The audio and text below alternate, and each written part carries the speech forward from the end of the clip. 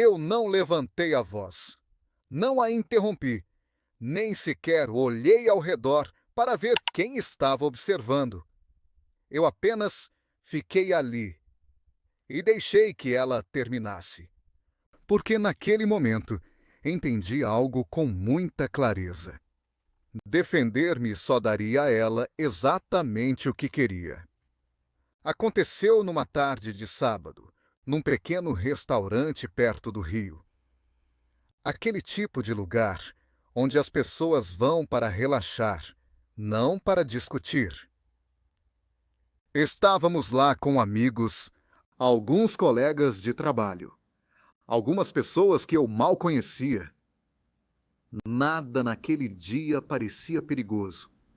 Nada avisava o que estava por vir. Até que ela riu.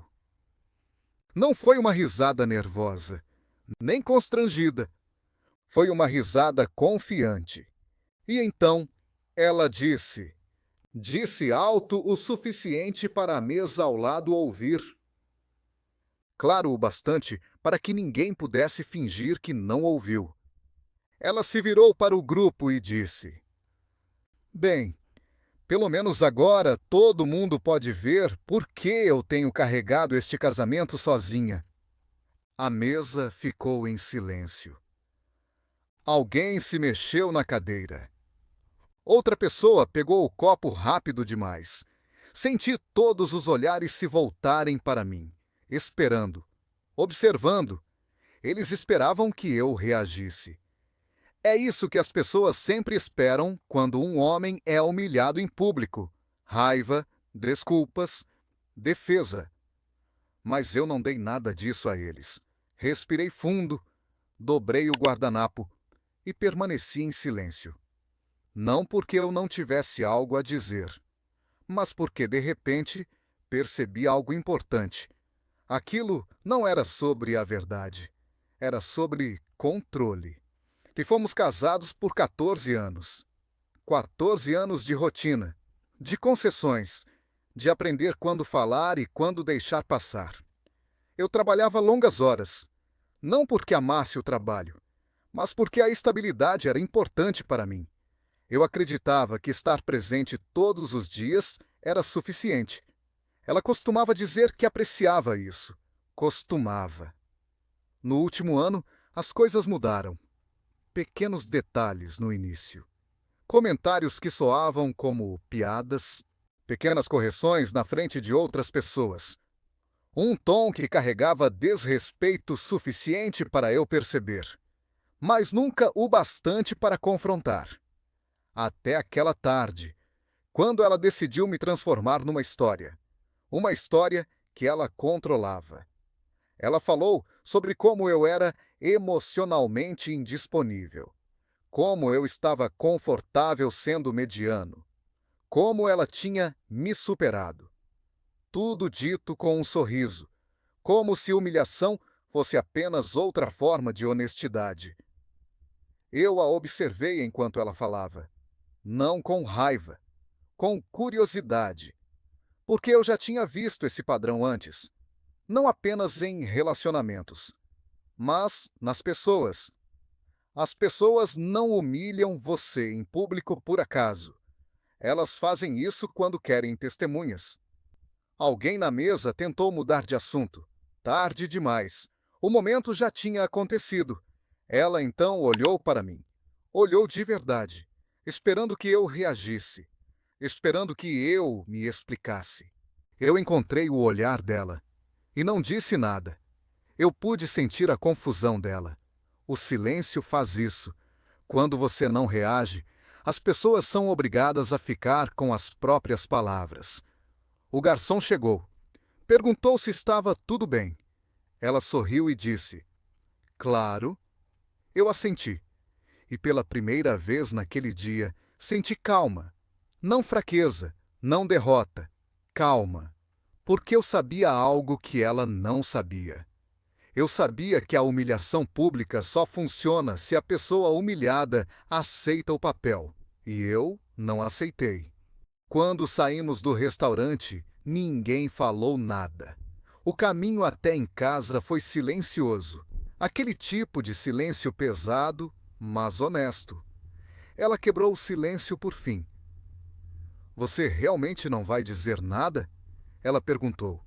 Mantive os olhos na estrada. Eu ouvi você, respondi. Isso foi suficiente.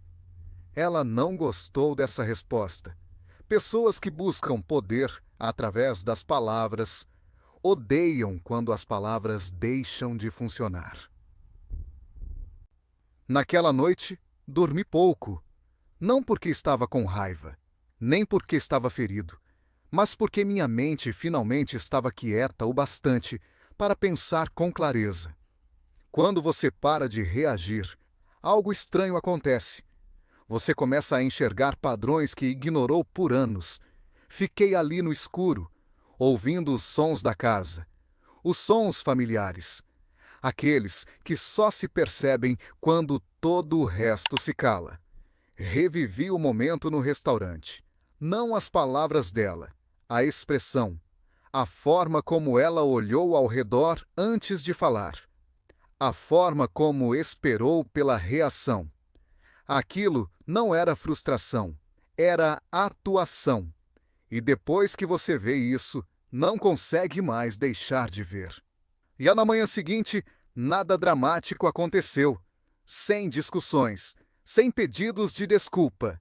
Ela se movia pela cozinha como se tudo estivesse normal. Normal demais. Falava de planos, de tarefas, de pessoas que conhecíamos. Como se o dia anterior não tivesse existido. Eu ouvi, assenti, mas algo dentro de mim havia mudado. Eu não estava mais com raiva. Não estava tentando entendê-la. Eu estava observando. Nos dias seguintes, falei menos do que o habitual. Não como punição, mas por clareza. Pare de preencher o silêncio. Pare de explicar meus pensamentos antes mesmo de serem questionados. E foi então que percebi algo interessante. Ela começou a falar mais.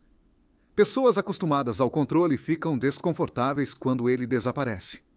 Ela repetia seus pontos, reformulava antigas reclamações. Esperando resistência. Ela não veio. Comecei a perceber quantas vezes eu havia me defendido no passado. Não porque estivesse errado, mas porque queria paz. Eu havia confundido silêncio com concordância e explicação com maturidade.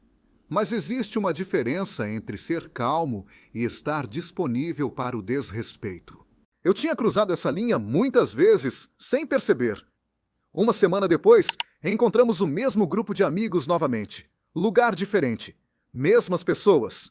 Ela testou um comentário, disfarçado de humor. Ela olhou para mim imediatamente depois. Eu não reagi, não sorri, não franzi a testa. Apenas continuei a conversa como se ela não tivesse falado.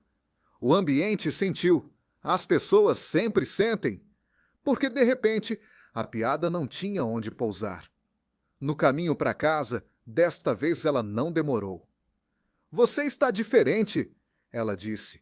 Mantive a voz calma. Estou sendo honesto, respondi. Ela não soube o que fazer com isso. Honestidade sem emoção não dá nada para ser empurrado. Naquela noite, tomei minha primeira decisão real. Em silêncio, parei de tentar ser compreendido por alguém que se beneficiava em me compreender mal. Não anunciei. Não expliquei. Eu apenas recuei. E pela primeira vez em muito tempo, senti algo que não sentia havia anos. Controle, não sobre ela, sobre mim. A mudança não aconteceu de uma vez. Nunca acontece. Ela apareceu em pequenos momentos. Ela começou a fazer perguntas que nunca fazia antes. Para onde eu ia? O que eu pensava? Não com cuidado, com incerteza. Quando as pessoas perdem o controle, elas procuram sinais. Eu parei de oferecê-los. Uma noite, ela falou diretamente. Você anda distante, ela disse. Não conversa mais como antes. Olhei para ela. De verdade. Eu ainda converso, respondi. Só não me explico mais. Não era a resposta que ela esperava. Ela queria segurança. ou uma discussão. Não teve nenhuma das duas. Alguns dias depois, ouvi de um amigo nosso, de forma casual. Ela parece estressada, ele disse. Diz que você mudou. Eu assenti. As pessoas percebem quando a dinâmica muda, especialmente quando é em silêncio. Ela tentou de novo certa noite no jantar. Outro tom, mais suave. Eu não quis te envergonhar naquele dia, ela disse. Foi só uma brincadeira. Deixei o silêncio ficar. Então disse, eu sei. E deixei assim, sem discurso de perdão, sem reabrir o momento, encerramento sem negociação. Foi aí que as coisas realmente mudaram. Ela parou de fazer piadas às minhas custas. Parou de me corrigir na frente dos outros, mas algo diferente surgiu. Nervosismo, porque agora ela sentia. O equilíbrio tinha desaparecido. Numa tarde, semanas depois, encontramos o mesmo grupo novamente. Mesmas pessoas, energia diferente. Ela estava cuidadosa, contida. Ela me observava mais do que falava. E pela primeira vez, eu não era o avaliado. Era ela, não por mim, pelo ambiente. No caminho para casa, ela finalmente disse: Sinto que não sei mais qual é o meu lugar com você. Mantive os olhos na estrada, porque eu parei de ocupar o lugar que você me deu, respondi. Ela não disse nada. Naquela noite, entendi algo importante. Nunca foi sobre vencer ou provar algo. Era sobre dignidade. No momento em que parei de me defender, parei de aceitar um papel que nunca concordei em interpretar. Eu não levantei a voz, não a expus, não exigi desculpas. Eu apenas retirei minha participação. E isso mudou tudo, Age. Não nos separamos naquele dia. Ainda não, mas algo terminou. A versão de mim que aceitava desrespeito público em nome da paz tinha desaparecido. E quando essa versão some, ela não volta. A ironia é esta. Ela me humilhou em público, achando que isso a tornaria mais forte. Mas o silêncio fez o que os argumentos nunca conseguiram. Mostrou a todos, inclusive a ela, onde estava a verdadeira força. Eu costumava acreditar que força significava me explicar. Explicar minhas intenções. Explicar meu silêncio. Explicar minha paciência. Eu achava que, se dissesse as palavras certas, as pessoas entenderiam. Mas não é assim que o respeito funciona.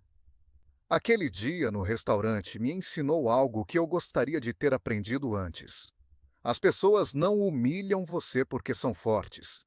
Elas fazem isso porque precisam de validação, precisam de testemunhas, precisam de reação, precisam de resistência. O silêncio tira tudo isso. Quando eu não me defendi, não foi rendição, foi recusa. Recusa em desempenhar um papel escrito por outra pessoa. Eu não fiquei mais frio, não fiquei distante, fiquei preciso. Parei de oferecer minha energia a situações que se alimentavam dela. E isso mudou a forma como as pessoas me tratavam.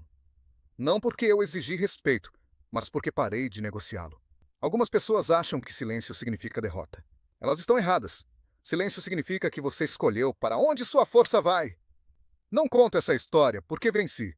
Conto porque finalmente entendi. Você não precisa defender sua dignidade.